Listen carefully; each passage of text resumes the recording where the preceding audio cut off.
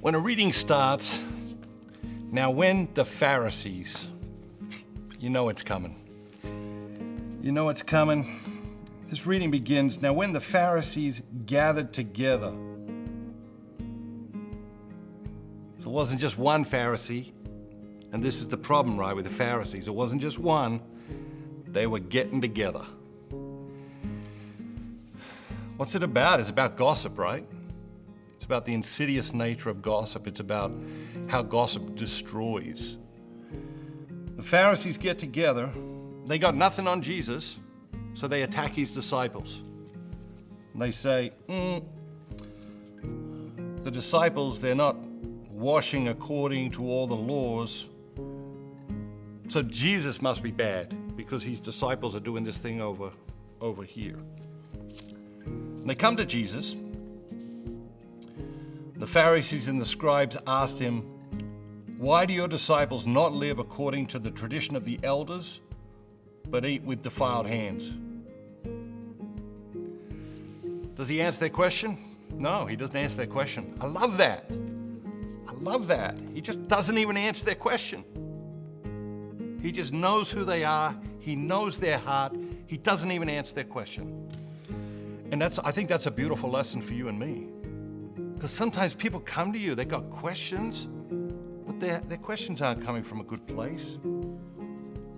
Their questions are coming from a place of judgment, criticism.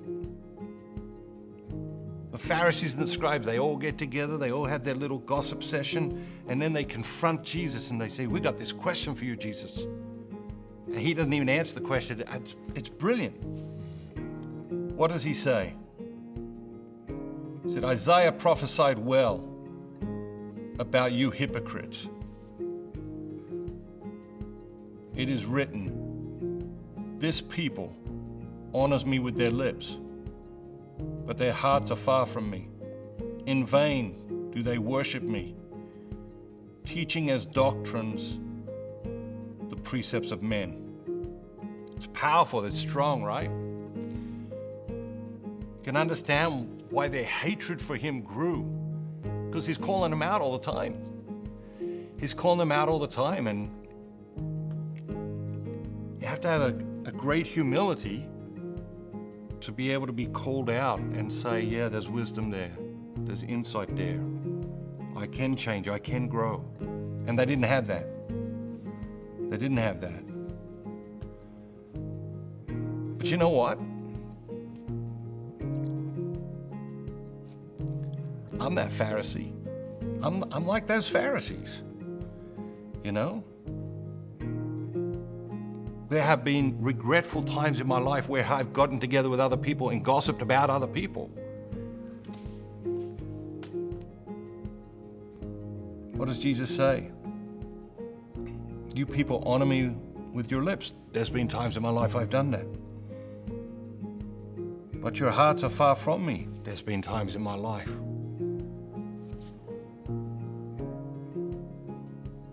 In vain do you worship me, teaching as doctrines the precepts of men. How often in my life have I clung to the worldly teachings of people rather than the eternal teachings of God?